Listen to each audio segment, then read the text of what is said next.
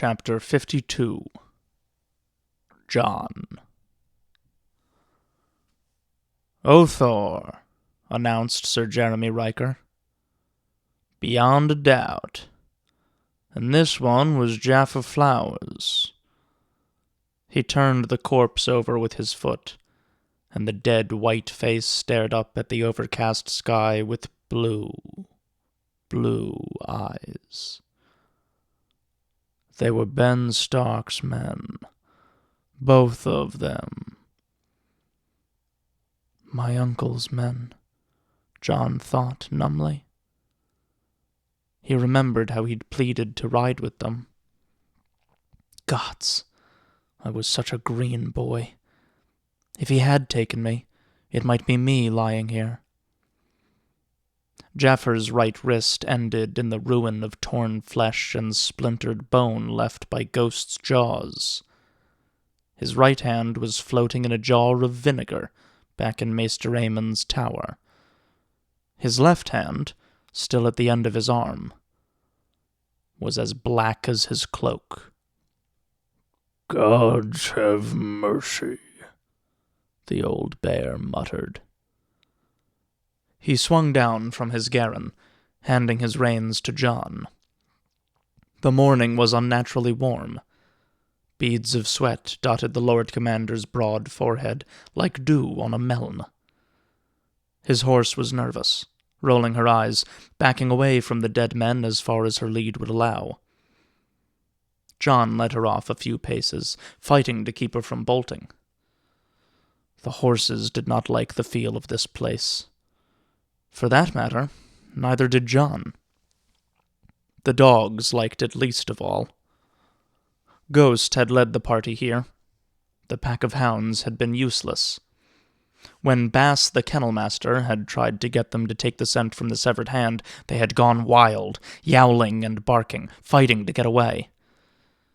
Even now they were snarling and whimpering by turns, pulling at their leashes while Chet cursed them for curs. It is only a wood, Jon told himself. And they're only dead men. He had seen dead men before. Last night he had dreamt the Winterfell dream again. He was wandering the empty castle, searching for his father, descending into the crypts. Only this time the dream had gone further than before. In the dark he'd heard the scrape of stone on stone. When he turned, he saw that the vaults were opening, one after the other. As the dead kings came stumbling from their cold black graves, Jon had woken in pitch dark, his heart hammering. Even when Ghost leapt up on the bed to nuzzle at his face, he could not shake his deep sense of terror. He dared not go back to sleep. Instead, he had climbed the wall and walked, restless, until he saw the light of the dawn off to the east. It was only a dream. I am a brother of the Night's Watch now, not a frightened boy. Samwell Tarly huddled beneath the trees, half hidden behind the horses. His round, fat face was the color of curdled milk. So far he had not lurched off to the woods to retch, but he had not so much as glanced at the dead men either. "I can't look," he whispered miserably. "You have to look," Jon told him, keeping his voice low so the others would not hear. "Maester Aemon sent you to be his eyes, didn't he? What good are eyes if they're shut?" "Yes, but I'm such a coward, Jon." Jon put a hand on Sam's shoulder. "We have a dozen rangers with us, and the dogs, even Ghost. No one will hurt you, Sam. Go ahead and look. The first look is the hardest." Sam gave a tremulous nod, working up his courage with a visible effort. Slowly he swiveled his head. His eyes widened, but Jon held his arm so he could not turn away. "Sir Jeremy," the old bear asked gruffly, Ben Stark had 6 men with him when he rode from the wall. Where are the others?" Sir Jeremy shook his head. "Would that I knew." Plainly, Mormont was not pleased with that answer.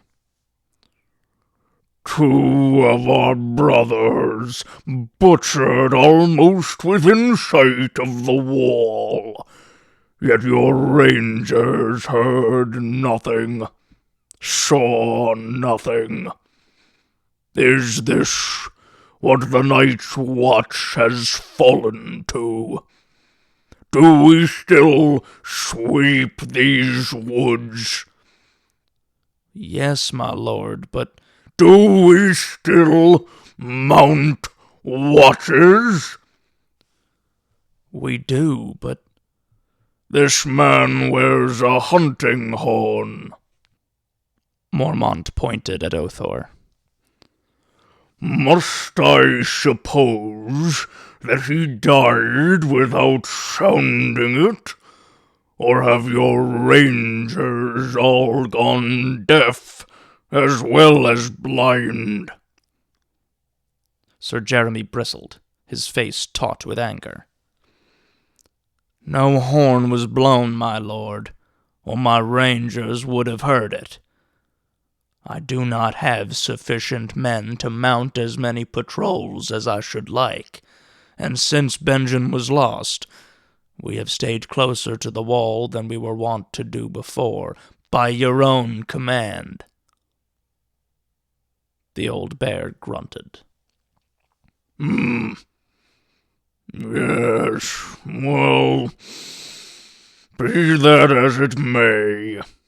He made an impatient gesture. "Tell me how they died."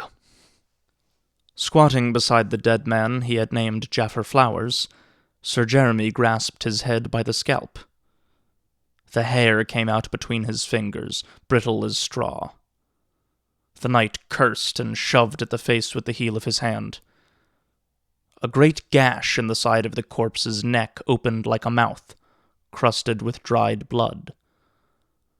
Only a few ropes of pale tendons still attached the head to the neck. "This was done with an axe." "Aye," muttered Dywin, the old forester. "Belike the axe that Othor carried, my lord." Jon could feel his breakfast churning in his belly, but he pressed his lips together and made himself look at the second body. Othor had been a big, ugly man, and he made a big, ugly corpse. No axe was in evidence. Jon remembered Othor. He had been the one bellowing the bawdy song as the rangers rode out. His singing days were done. His flesh was blanched white as milk, everywhere but his hands. His hands were black like Jaffer's. Blossoms of hard, cracked blood decorated the mortal wounds that covered him like a rash, breast and groin and throat. Yet his eyes were still open. They stared up at the sky, blue as sapphires. Sir Jeremy stood. "The wildlings have axes too." Mormont rounded on him. "So you believe this is Mance Raider's work? This close to the wall?" "Who else, my lord?" Jon could have told him. He knew. They all knew. Yet no man of them would say the words. The others are only a story, a tale to make children shiver. If they ever lived at all, they are gone 8,000 years. Even the thought made him feel foolish. He was a man grown now, a black brother of the Night's Watch, not the boy who'd once sat at old Nan's feet with Bran and Robb and Arya. Yet Lord Commander Mormont gave a snort. If Ben Stark had come under wildling attack a half-day's ride from Castle Black, he would have returned for more men, chased the killers through all 7 hells, and brought me back their heads.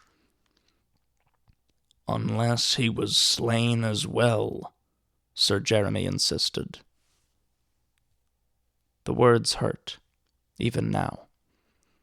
It had been so long it seemed folly to cling to the hope that Ben Stark was still alive. But Jon Snow was nothing if not stubborn.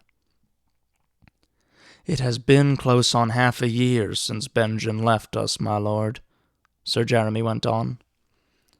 "The forest is vast. The wildlings might have fallen on him anywhere. I'd wager these 2 were the last survivors of his party, on their way back to us. But the enemy caught them before they could reach the safety of the wall. The corpses are still fresh. These men cannot have been dead more than a day." "No," Samwell Tarly squeaked. Jon was startled. Sam's nervous, high-pitched voice was the last he would have expected to hear.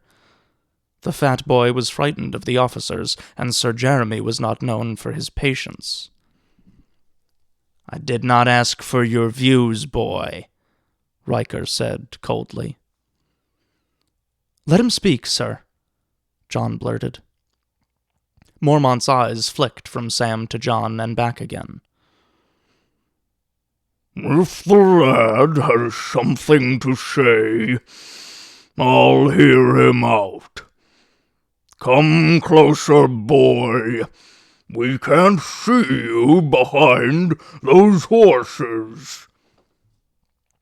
Sam edged past Jon and the Garrons, sweating profusely. "My lord, it can't be a day, or... Look, the blood."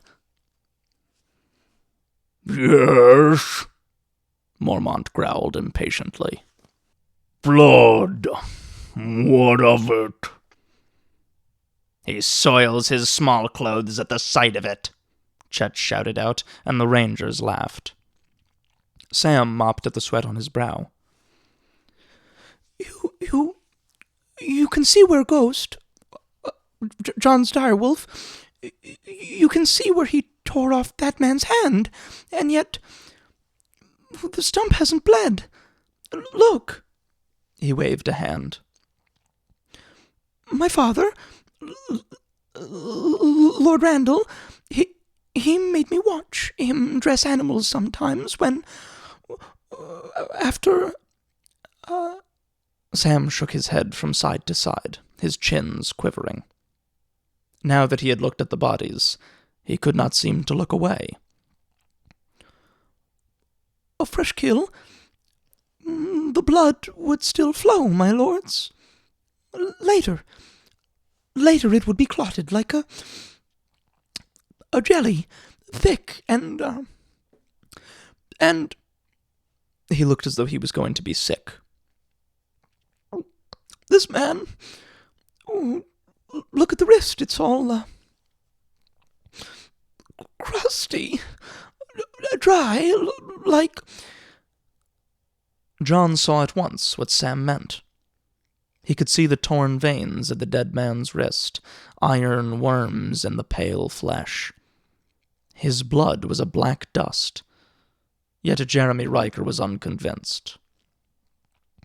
If they'd been dead much longer than a day, they'd be ripe by now, boy.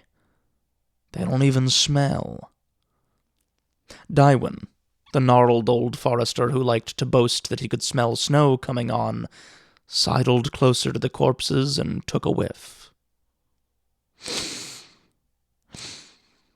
"Well, they're no pansy flowers, but my lord has the truth of it.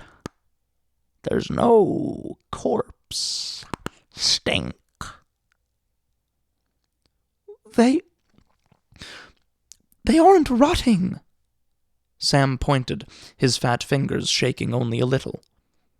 Look, there's no maggots or worms or anything. They've been lying here in the woods, but they haven't been chewed or eaten by animals. Well, only coast. Otherwise, they're untouched, Jon said softly. And Ghost is different. The dogs and the horses won't go near them. The rangers exchanged glances. They could see it was true, every man of them. Mormont frowned, glancing from the corpses to the dogs. Chet, bring the hounds closer. Chet tried, cursing, yanking on the leashes, giving one animal a lick of his boot. Most of the dogs just whimpered and planted their feet. He tried dragging one. The bitch resisted, growling and squirming as if to escape her collar. Finally, she lunged at him. Chet dropped the leash and stumbled backward. The dog leapt over him and bounded off into the trees. This is all wrong, Sam Tarley said earnestly. The blood. There's blood stains on their clothes, and their flesh, dry and hard, but there's none on the ground, or anywhere. With those...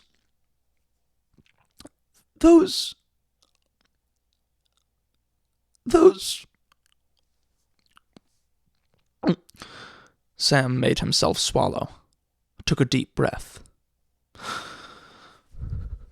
With those wounds, terrible wounds, there should be blood all over, shouldn't there? Dywin sucked at his wooden teeth. Might be. They didn't die here. Might be someone brought 'em and left 'em for us. A warning, as like. The old forester peered down suspiciously. And might be. I'm a fool. But I don't know that Othor never had no blue eyes afore. Sir Jeremy looked startled. Neither did Flowers, he blurted, turning to stare at the dead man. A silence fell over the wood. For a moment all they heard was Sam's heavy breathing and the wet sound of Dywin sucking on his teeth. Jon squatted beside Ghost. "Burn them," someone whispered. One of the rangers. Jon could not have said who. "Yes, burn them," a second voice urged. The old bear gave a stubborn shake of his head. Not yet. I want Mr. Raymond to have a look at them. We'll bring them back to the wall. Some commands are more easily given than obeyed. They wrapped the dead men in cloaks, but when Hake and Dywin tried to tie one onto a horse, the animal went mad, screaming and rearing, lashing out with its hooves, even biting at Ketter when he ran to help. The rangers had no better luck with the other Garrans. Not even the most placid wanted any part of these burdens. In the end, they were forced to hack off branches and fashion crude slings to carry the corpses back on foot. It was well past midday by the time they started back. I will have these woods searched, Mormont commanded Sir Jeremy as they set out. Every tree, every rock, every bush, and every foot of muddy ground within 10 leagues of here. Use all the men you have, and if you do not have enough, borrow hunters and foresters from the stewards. If Ben and the others are out here, dead or alive, I will have them found. And if there is anyone else in these woods, I will know of it. You are to track them and take them. Alive, if possible. Is that understood? "It is, my lord," Sir Jeremy said. "It will be done." After that, Mormont rode in silence, brooding. Jon followed close behind him. As the Lord Commander's steward, that was his place. The day was gray, damp, overcast, the sort of day that made you wish for rain. No wind stirred the wood. The air hung humid and heavy, and Jon's clothes clung to his skin. It was warm. Too warm. The wall was weeping copiously, had been weeping for days, and sometimes Jon even imagined it was shrinking. The old men called this weather spirit summer, and said it meant the season was giving up its ghosts at last. After this, the cold would come, they warned, and a long summer always meant a long winter. This summer had lasted 10 years. Jon had been a babe in arms when it began. Ghost ran with them for a time, and then vanished among the trees. Without the direwolf, Jon felt almost naked. He found himself glancing at every shadow with unease. Unbidden, he thought back on the tales that old Nan used to tell them when he was a boy at Winterfell. He could almost hear her voice again, and the click-click-click of her needles. "In that darkness, the others came riding," she used to say, dropping her voice lower and lower. "Cold and dead they were, and they hated iron and fire and the touch of the sun, and every living creature with hot blood in its veins. Holdfasts and cities and kingdoms of men all fell before them as they moved south on pale dead horses, leading hosts of the slain.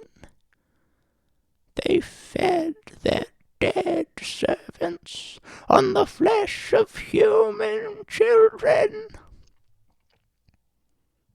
When he caught his first glimpse of the wall looming above the tops of an ancient gnarled oak, Jon was vastly relieved. Mormont reined up suddenly and turned in his saddle. "Tolly," he barked. "come here."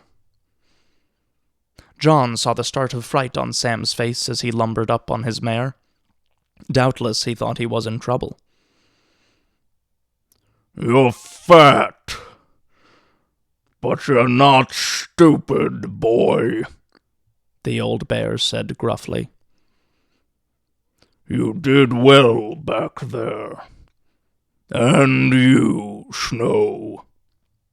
Sam blushed a vivid crimson and tripped over his own tongue as he tried to stammer out a courtesy. Jon had to smile. When they emerged from under the trees, Mormont spurred his tough little Garren to a trot. Ghost came streaking out from the woods to meet them, licking his chops, his muzzle red from prey. High above, the men on the wall saw the column approaching. Jon heard the deep, throaty call of the watchman's great horn calling out across the miles. A single long blast that shuddered through the trees and echoed off the ice.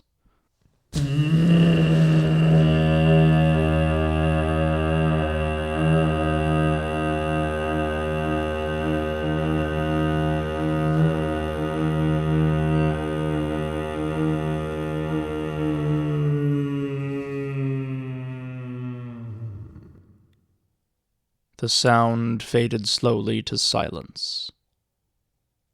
One blast meant rangers returning, and Jon thought, I was a ranger for one day at least. Whatever may come, they cannot take that away from me. Bowen Marsh was waiting at the first gate as they led their garrons through the icy tunnel. The Lord Steward was red-faced and agitated. "My lord," he blurted at Mormont as he swung open the iron bars, "there's been a bird. You must come at once." "What is it, man?" Mormont said gruffly. Curiously, Marsh glanced at Jon before he answered. "Maester Aemon has the letter. He's waiting in your solar." "Very well. Jon, see to my horse, and tell Sir Jeremy to put the dead men in a storeroom until the Maester is ready for them." Mormont strode away, grumbling. As they led their horses back to the stable, Jon was uncomfortably aware that people were watching him. Sir Alistair Thorne was drilling his boys in the yard, but he broke off to stare at Jon, a faint half-smile on his lips. One-armed Donal Noy stood in the door of the armory. "The gods be with you, Snow," he called out. Something's wrong, Jon thought. Something's very wrong. The dead men were carried to one of the storerooms along the base of the wall, a dark, cold cell chiseled from the ice and used to keep meat and grain and sometimes even beer. Jon saw that Mormont's horse was fed and watered and groomed before he took care of his own. Afterward, he sought out his friends. Gren and Toad were on watch, but he found Pip in the common hall. "What's happened?" he asked. Pip lowered his voice. "The king's dead." Jon was stunned. Robert Baratheon had looked old and fat when he visited Winterfell, yet he'd seemed hale enough, and there'd been no talk of illness. "How can you know?" "One of the guards overheard Clydas reading the letter to Maester Aemon." Pip leaned close. "Jon, I'm sorry. He was your father's friend, wasn't he?" "They were as close as brothers once." Jon wondered if Joffrey would keep his father as the king's hand. It did not seem likely. That might mean Lord Eddard would return to Winterfell, and his sisters as well. He might even be allowed to visit them, with Lord Mormont's permission. It would be good to see Arya's grin again, and to talk with his father. "I will ask him about my mother," he resolved. "I am a man now. It is past time he told me. Even if she was a whore, I don't care. I want to know." "I heard Hake say the dead men were your uncles," Pip said. "Yes," Jon replied. 2 of the 6 he took with him. They'd been dead a long time, only... the bodies are queer." "Queer?" Pip was all curiosity. "How queer?" "Sam will tell you." Jon did not want to talk of it. "I should see if the old bear has need of me." He walked to the Lord Commander's tower alone, with a curious sense of apprehension. The brothers on guard eyed him solemnly as he approached. "The old bear's in his solar," one of them announced. "He was asking for you." Jon nodded. He should have come straight from the stable.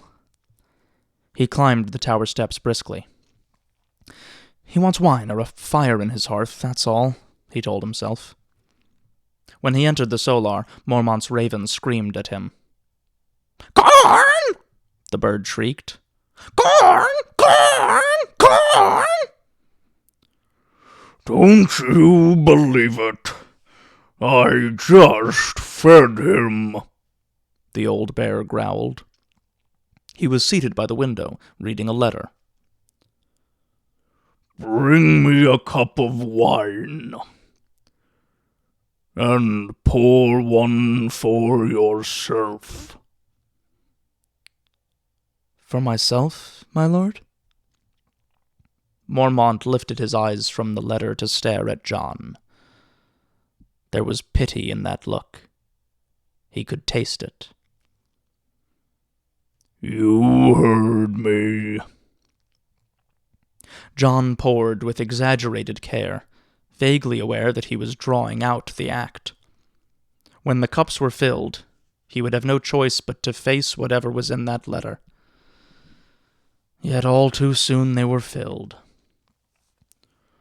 Sit, boy, Mormont commanded him. Drink. Jon remained standing. It's my father, isn't it? The old bear tapped the letter with a finger. Your father and the king, he rumbled. I won't lie to you. It's grievous news. I never thought to see another king. Not at my age, with Robert half my years and strong as a bull. He took a gulp of wine. They say the king loved to hunt. The things we love destroy us every time, lad. Remember that. My son loved that young wife of his, vain woman. If not for her, he would never have thought to sell those poachers. Jon could scarcely follow what he was saying. My lord? I don't understand. What's happened to my father? I told you to sit, Mormont grumbled. "Sit!" the raven screamed. And have a drink, damn you. That's a command, Snow. Jon sat and took a sip of wine.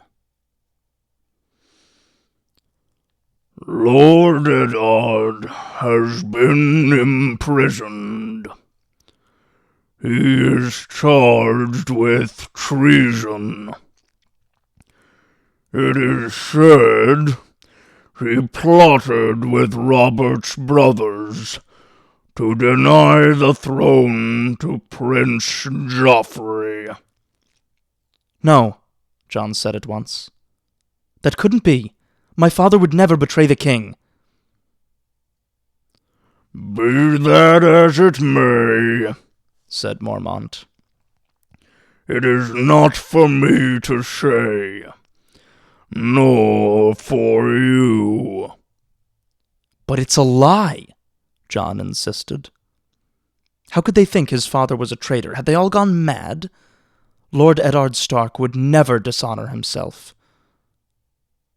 Would he? He fathered a bastard, a small voice whispered inside him. Where was the honor in that? And your mother, what of her? He will not even speak her name. My lord, what will happen to him? Will they kill him? As to that, I cannot say, lad. I mean to send a letter. I knew some of the king's counselors in my youth. Old Pyshell, Lord Stannis, Sir Barristan. Whatever your father has done, or hasn't done, he is a great lord. He must be allowed to take the Black and join us here. Gods know, we need men of Lord Eddard's ability. Jon knew that other men accused of treason had been allowed to redeem their honor on the wall in days past. Why not Lord Eddard? His father here. That was a strange thought, and strangely uncomfortable. It would be a monstrous injustice to strip him of Winterfell and force him to take the Black. And yet, if it meant his life... And would Joffrey allow it?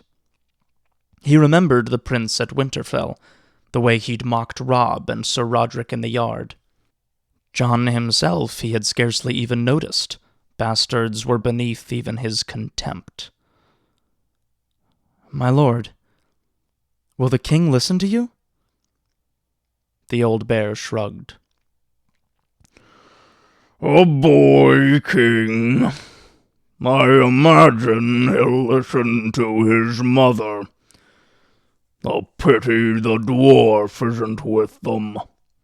He's the lad's uncle, and he saw our need when he visited us. It was a bad thing, your lady mother taking him captive.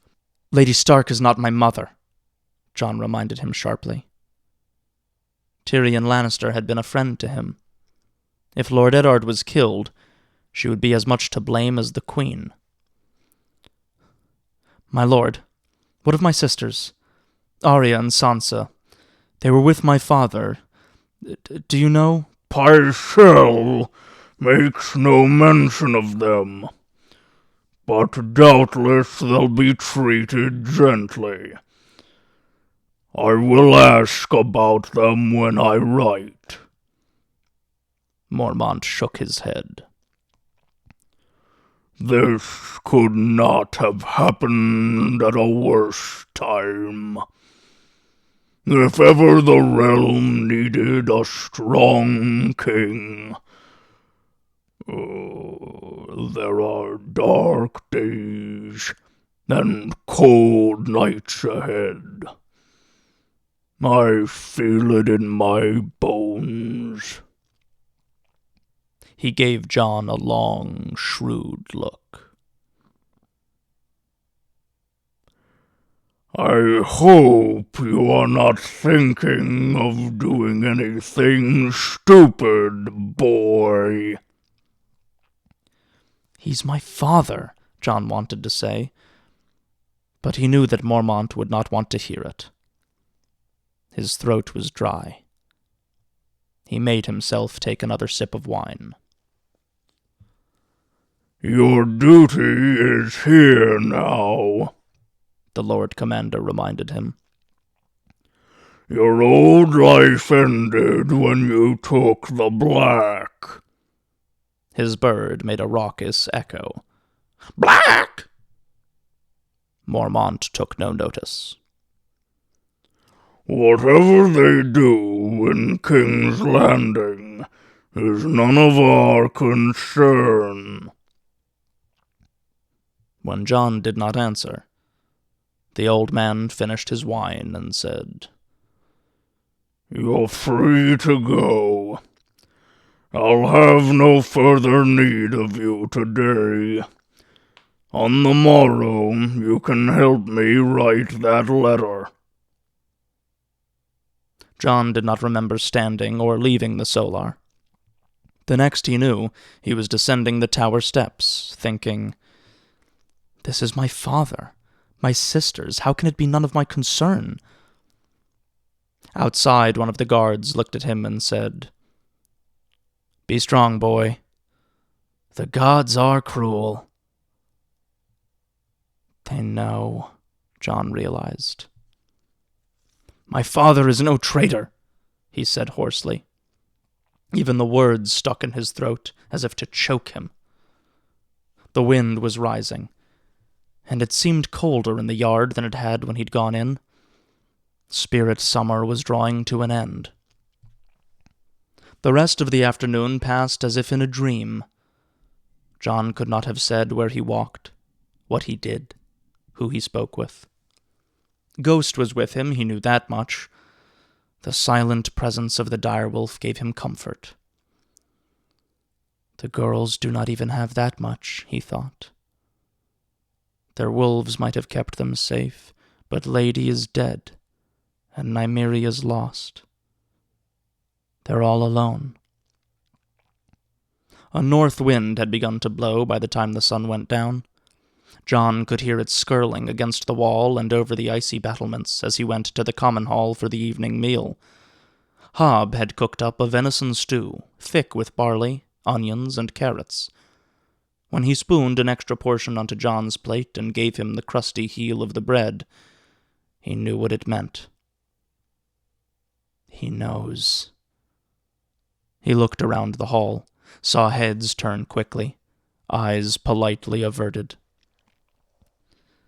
They all know. His friends rallied to him. We asked the Septon to light a candle for your father, Mathar told him. It's a lie. We all know it's a lie. Even Gren knows it's a lie, Pip chimed in. Gren nodded, and Sam clasped Jon's hand. You're my brother now, so he's my father too, the fat boy said. If you want to go out to the Weirwoods and pray to the old gods, I'll go with you. The Weirwoods were beyond the wall, yet he knew Sam meant what he said. They are my brothers, he thought, as much as Rob and Bran and Rickon. And then he heard the laughter, sharp and cruel as a whip, and the voice of Sir Alistair Thorne. Not only a bastard, but a traitor's bastard, he was telling the men around him. In the blink of an eye, Jon had vaulted onto the table, dagger in his hand. Pip made a grab for him, but he wrenched his leg away, and then he was sprinting down the table and kicking the bowl from Sir Alistair's hand. Stew went flying everywhere, spattering the brothers. Thorne recoiled. People were shouting, but Jon Snow did not hear them. He lunged at Sir Alistair's face with the dagger, slashing at those cold onyx eyes, but Sam threw himself between them, and before Jon could get around him, Pip was on his back, clinging like a monkey, and Gren was grabbing his arm while Toad wrenched the knife from his fingers. Later, much later, after they had marched him back to his sleeping cell, Mormont came down to see him, Raven on his shoulder. I told you not to do anything stupid, boy, the old bear said. Boy! The bird chorused. Mormont shook his head, disgusted. And to think I had high hopes for you. They took his knife and his sword, and told him he was not to leave his cell until the high officers met to decide what was to be done with him. And then they placed a guard outside his door to make certain he obeyed. His friends were not allowed to see him, but the old bear did relent and permit him ghost, so he was not utterly alone. My father is no traitor, he told the direwolf when the rest had gone. Ghost looked at him in silence. Jon slumped against the wall, hands around his knees, and stared at the candle on the table beside his narrow bed. The flame flickered and swayed. The shadows moved around him. The room seemed to grow darker and colder. I will not sleep tonight, Jon thought. Yet he must have dozed. When he woke, his legs were stiff and cramped, and the candle had long since burned out. Ghost stood on his hind legs, scrabbling at the door. Jon was startled to see how tall he'd grown. "Ghost, what is it?" he called softly. The direwolf turned his head and looked down at him, baring his fangs in a silent snarl. Has he gone mad? Jon wondered. "It's me, Ghost," he murmured, trying not to sound afraid. Yet he was trembling, violently. When had it gotten so cold? Ghost backed away from the door. There were deep gouges where he'd raked the wood. Jon watched him with mounting disquiet. "There's someone out there, isn't there?" he whispered. Crouching, the direwolf crept backward, white fur rising on the back of his neck. The guard, he thought. They left a man to guard my door. Ghost smells him through the door, that's all it is. Slowly, Jon pushed himself to his feet. He was shivering uncontrollably, wishing he still had a sword. 3 quick steps brought him to the door.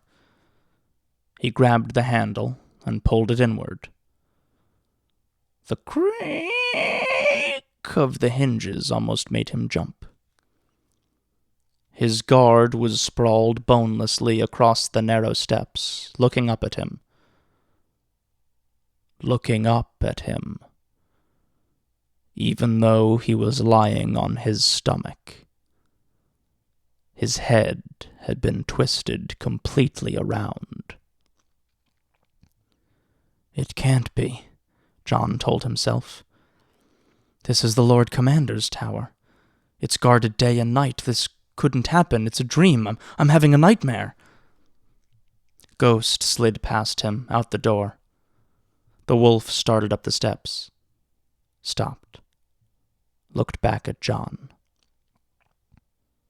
That was when he heard it. The soft scrape of a boot on stone. The sound of a latch turning.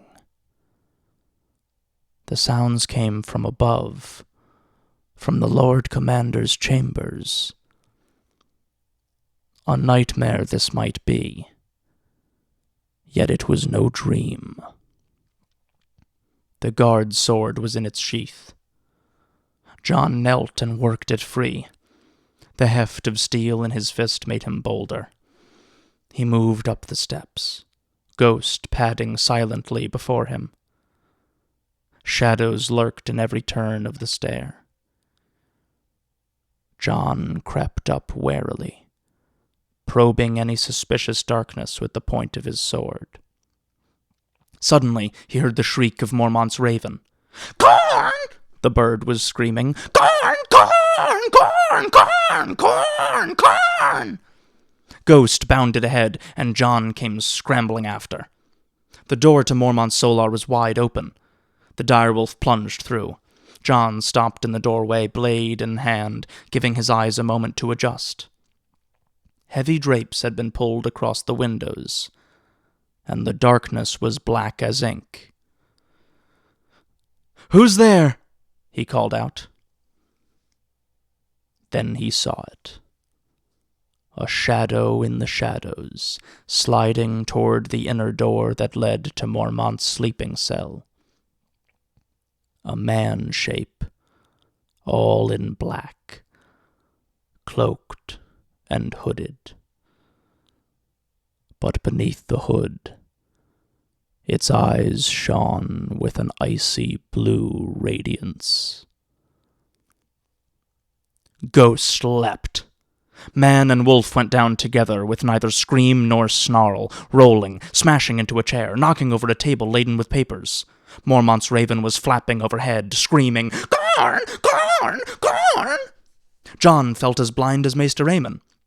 Keeping the wall to his back, he slid toward the window and ripped down the curtain. Moonlight flooded the solar. He glimpsed black hands buried in white fur, swollen, dark fingers tightening around his direwolf's throat. Ghost was twisting and snapping, legs flailing in the air, but he could not break free.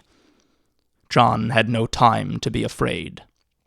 He threw himself forward, shouting, bringing down the longsword with all his weight behind it. Steel sheared through sleeve and skin and bone, yet the sound was wrong somehow. The smell that engulfed him was so queer and cold he almost gagged. He saw arm and hand on the floor, black fingers wriggling in a pool of moonlight. Ghost wrenched free of the other hand and crept away, red tongue lolling from his mouth. The hooded man lifted his pale moon face, and Jon slashed at it without hesitation. The sword laid the intruder open to the bone, taking off half his nose and opening a gash cheek to cheek under those eyes. Eyes like blue stars burning. Jon knew that face. Othor, he thought, reeling back. Gods! He's dead! He's dead! I saw him dead! He felt something scrabble at his ankle. Black fingers clawed at his calf. The arm was crawling up his leg, ripping at wool and flesh. Shouting with revulsion, Jon pried the fingers off his leg with the point of his sword and flipped the thing away. It lay writhing, fingers opening and closing. The corpse lurched forward. There was no blood. One-armed, face cut near in half, it seemed to feel nothing. Jon held the longsword before him. "Stay away!" he commanded, his voice gone shrill. "Corn!" screamed the raven. "Corn! Corn!" The severed arm was wriggling out of its torn sleeve, a pale snake with a black five-fingered head. Ghost pounced and got it between his teeth. Finger bones crunched. Jon hacked at the corpse's neck, felt the steel bite deep and hard. Dead Othor slammed into him, knocking him off his feet. Jon's breath went out of him as the fallen table caught him between his shoulder blades. The sword. Where was the sword? He'd lost the damned sword! When he opened his mouth to scream, the white jammed its black corpse fingers into Jon's mouth. Gagging, he tried to shove it off, but the dead man was too heavy. Its hand forced itself farther down his throat, icy cold, choking him. Its face was against his own, filling the world. Frost covered its eyes, sparkling blue. Jon raked cold flesh with his nails and kicked at the thing's legs. He tried to bite, tried to punch, tried to breathe. And suddenly the corpse's weight was gone. Its fingers ripped from his throat. It was all Jon could do to roll over, retching and shaking. Ghost had it again. He watched as the direwolf buried his teeth in the white's gut and began to rip and tear. He watched, only half conscious, for a long moment, before he finally remembered to look for his sword. And saw Lord Mormont, naked and groggy from sleep, standing in the doorway with an oil lamp in hand. Gnawed and fingerless, the arm thrashed on the floor, wriggling toward him. Jon tried to shout, but his voice was gone. Staggering to his feet, he kicked the arm away and snatched the lamp from the old bear's fingers. The flame flickered and almost died. "Burn!" the raven cawed. "Burn! Burn! Burn!" Spinning, Jon saw the drapes he'd ripped from the window. He flung the lamp into the puddled cloth with both hands. Metal crunched. Glass shattered, oil spewed, and the hangings went up in a great whoosh of flame. The heat of it on his face was sweeter than any kiss Jon had ever known.